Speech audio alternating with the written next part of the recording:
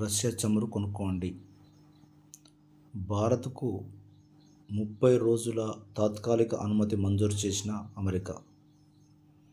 ఈ వార్త భారత్కు సిగ్గుచేటు.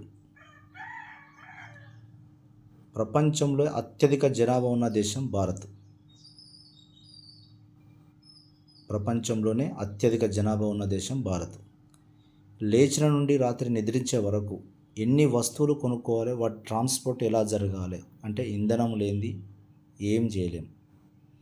అటువంటిది ఈ దేశానికి కావాల్సిన ఇంధనము ఎక్కడ కొనాలి, ఏడ కొనాలి, ఎలా కొనాలి, ఎంత కొనాలి, ఇదంతా ఎవరి చేతిలో ఉంది? అమెరికా చేతిలో ఉంది. భారత్ అంతా ఎక్కడుంది? అమెరికా చేతిలో ఉంది కాదా? అప్పుడు తక్కువ పైసలకి ఇస్తానన్నప్పుడు రష్యా దగ్గర కొంటాము అంటే అక్కడ కొనద్దు, నేను చెప్పిన కాడనే కొనాలి అని అలా అన్నారు. ఇప్పుడు యుద్ధ నేపథ్యంలో ఇరాన్ ఇంధన సరఫరా ఆపడంతో, నౌకల షిప్ల రాకపోకలు ఆపడంతో 270 చమురు నౌకలు ఆగిపోయినాయి. దాంట్లో 30 భారతదేశానియే ఆగిపోయినాయి. అక్కడ 30 నౌకల షిప్లు అక్కడ ఆగిపోయినవి. ఇప్పుడు ఏమంటున్నది? ఇప్పుడు రష్యా దగ్గర చమురు కొనుక్కోండి అని చెప్తున్నది. ఇప్పుడు వాడు ఇయ్యనంటే ఏం కావాలి భారతదేశ పరిస్థితి? వాడు ఇయ్యనంటే ఏం కావాలి భారతదేశ పరిస్థితి?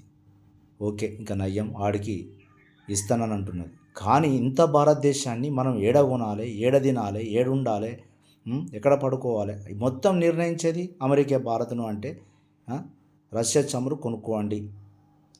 నెట్వర్క్ విషయంలో వాళ్ళ చేతుల్లోనే ఉన్నాము, చమురు విషయంలో వాళ్ళ చేతుల్లో ఉన్నాం. ఇక ఉండేటివే రెండు, ఆ రెండింటిని వాళ్ళే కట్టేస్తే భారత పరిస్థితి ఏంటిది? భారత ప్రజల పరిస్థితి అంటే ఈ పరిపాలకులు ఉన్నటువంటి నిజానికి అంటే మన దేశంలో సైన్స్ వ్యవస్థను పెంచితే ఒక వాటర్ని ఎలక్ట్రోలైసిస్ చేస్తే హైడ్రోజన్ ఇంధనము, గ్రీన్ ఫ్యూయల్, ఎలక్ట్రోలైసిస్ వలన వచ్చే హైడ్రోజన్ వలన నడిచే ఇంధనంతో దాన్ని మామూలు కాదు, టెక్నాలజీ పెంచాలి. దేశంలో ఉన్నటువంటి టెక్నాలజీని వాటర్, ఎందుకంటే వర్షాలు ఫుల్గా పుష్కలం పడుతున్నవి. ఏ విధంగానైనా మనం ఆధారపడకుండా హైడ్రోజన్ ఫ్యూయల్ తోటి ప్లాంట్లను పెంచి ప్రొడక్ట్ చేసి ఎలక్ట్రిక్ వాహనాలను అదే చేసుకునే ప్రయత్నం చేయాలి. కానీ లేకపోతే ఇలానే ఆధారపడితే 2 రంగాలను అభివృద్ధి చేసుకోవాలి. ఒకటి కెమిస్ట్రీ రంగాన్ని, అంటే ఏది తయారు చేయాలన్నా కెమిస్ట్రీ అవసరం. నెట్వర్క్ విషయం, ఈ రెండిట్లో అగ్రగామిగా ఉండాలి దేశం. ఇప్పుడు చూడండి, అవి 2 ఉన్నట్లయితే మన దేశం పైకి వస్తే ఎవరొచ్చినా వాడు 10 దెబ్బలు కొడితే మనం 2 దెబ్బలను కొట్టే పరిస్థితి చేయాలి. గుర్తుపెట్టుకోండి, కొంతనన్నా డ్యామేజ్ చేసే ప్రయత్నం చేయాలి. అసలు యుద్ధానికే వెళ్ళొద్దు, కానీ వెళుతున్నాము అంటే కొంచెమన్నా బాగుంది. ఎందుకంటే వాళ్ళు ఎక్స్పెక్ట్ చేయలేదు. నిజానికి ఇరాన్ కూడా ఎక్స్పెక్ట్ చేయలేదు. ఉన్నట్లయితే పాపం వాళ్ళ పరిస్థితి ఘోరంగా, అంటే అందరు ఏకమైపోయి పాపం వాళ్ళ మీదకి ఒకటేసారి వచ్చే వరకు ఇబ్బంది ఉన్నది. అంటే ఇక్కడ ఒకటే విషయం చెప్పేది, మన ఇల్లును, మన దేశాన్ని ఎవరి చేతిలో పెట్టద్దు. గుర్తుపెట్టుకోండి. ఇప్పుడు నేనేం తినాలి, నేనేం ఉండాలి, ఎలా ఉండాలనేది నా నిర్ణయించేది నేనే.